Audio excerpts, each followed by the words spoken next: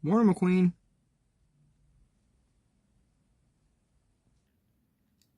Hey, Rusty, what's up? Hey, McQueen. I finally found a replacement for the Florida 500. Oh, that's nice. Who is it? Hi, I'm Jack. Jack the Post. Nice to meet you. Same. He's going to be taking over for me for this race. Will he be back next week? Hopefully, but if not, Jack is going to be on standby for me. Well, that's great. But are you sure you're up for the challenge? Trust me, I've been training all my life for this moment. Well, seems like the team's in good hands. Yes, they are. Well, I'm gonna go talk to some of the other racers. See you later, Rusty.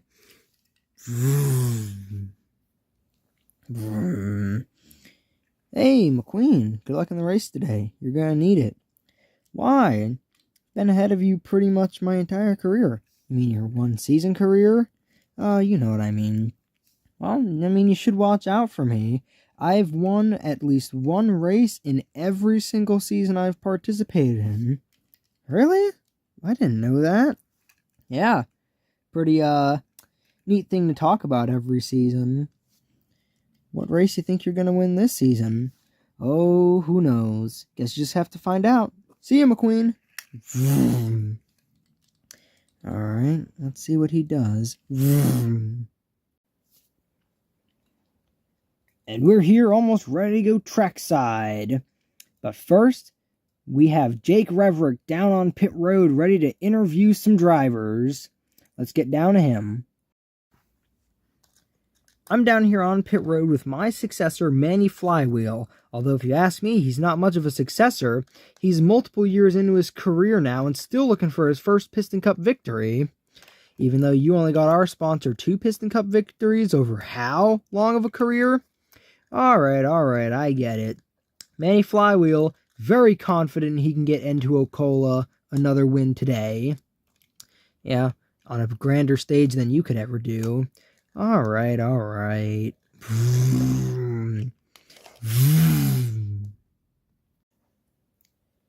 Well, thank you, Jake, and we also want to give a shout out to the Piston Cup for allowing us retired veterans to be up in the booth for an event as grand as this. Now we are going to go trackside for the command. Drivers, if you are excited for some Florida 500 racing, I want to hear you rev those engines and get out on the track.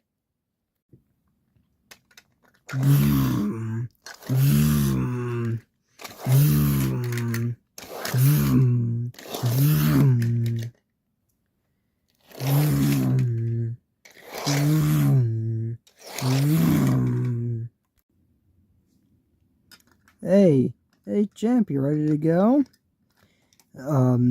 Yeah? Well, hey, look. Here's a little secret between you and me. I'm starting first, and I'm gonna end there. What? You heard me. I'm going to start and end right here. Oh, time to go. Oh, what? Oh. And a dirty move by Chick to start the race. Just move the 46 aside. As we're now down the back straightaway, here comes the 76 trying to make a move to his outside. And Chick just being swallowed up by the field. That is karma as he wrecks the field trying to slot in behind. What a driver. As you see everyone duck to pit road for the service by their teams. And Ryan McQueen, speedy pit stop there. Guido really doing wonders for him. As we're now back to green, you see certain drivers sticking together, not going away from each other. Kind of forming a pack here as they all move in unison. See Krusty Roeder, Floyd Mulvihill, Murray Clutchburn, all drivers of the same body style sticking together here. As we're churning down the laps, here comes Kevin Racing Tire, and there's another crash behind, a huge one. And the cars once again ducking down to pit road for the service of their teams. And 4 cars stay out as we take the green flag. and quickly being swallowed up, and they had no chance of staying out front. As that's going to put Kevin Racing Tire back into the lead, followed closely by Krusty Rotor. And there goes Junior trying to make some moves. He's up at the front late in the race, always fast at these restrictor plate tracks, and he's making moves, and Racing Tire keeping him behind him. As there goes Krusty Rotor leading the inside as we're coming to the closing stages of this event. Off of turn 2, Junior makes the move, 3 wide for the race lead, coming to the white flag. Who's going to take it? Still 3 wide for the race lead. Junior gets pushed out there. He's going to block Racing Tire. Coming off turn 4 to the line, it's going to be Junior.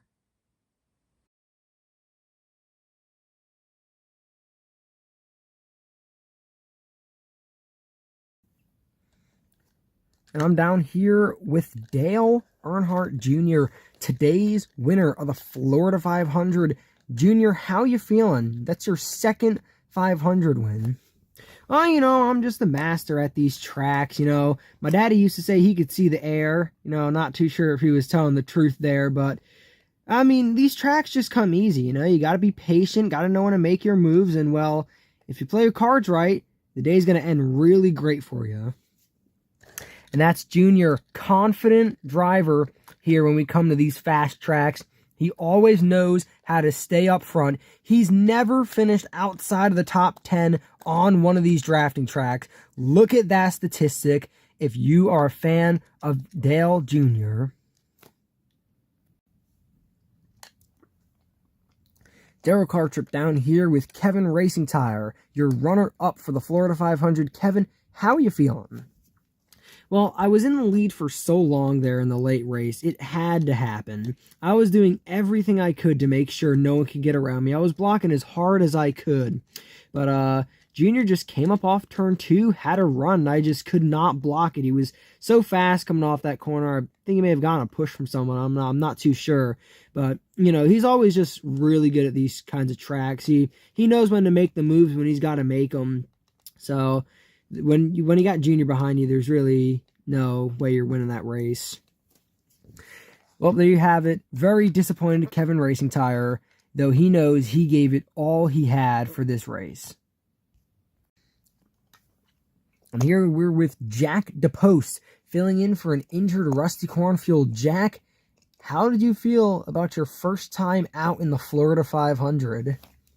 Well, I felt really good. The high lane was amazing. I was up there almost all day trying to make moves, and it really worked out for me.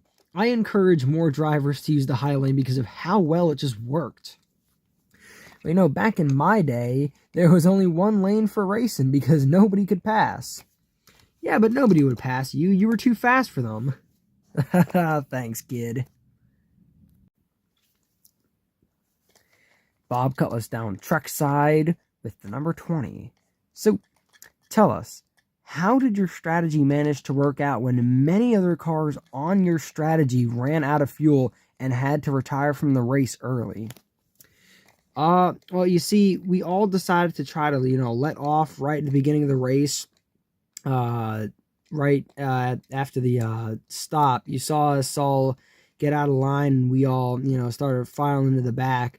I believe Chuck was the first one off that restart to run out, and he had to come in, and he was out.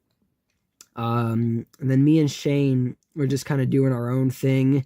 Looked like we were going to be the only two to go, and we tried to get behind filing somewhere, see if a guy who could make it could just kind of push us, but no one let us in, and unfortunately Shane ran out, and I was just able to save. Ended up almost going about a lap down by the end of the race, so we managed to do it. At what cost? We were pretty much back where we were. If not, I think we lost spots. No fault to the crew chief, though. It's just we had to do it or else we weren't going to win, and unfortunately we didn't win either way. Well, telling it like it is from the number 20 team. That's going to do it here from the Florida 500 in Florida. Thank you guys for tuning in, And we'll see you next race in Virginia. And don't forget, you can still let us know who you think is going to win the regular season championship. Bets end on the 25th race of the season, so we can tally them all in and let you know in the 26th race, the final race of the regular season. And with that being said, now we tune out. Make sure to tune in again, and let's see if Dale Jr. can get his second win of the season next week in Virginia.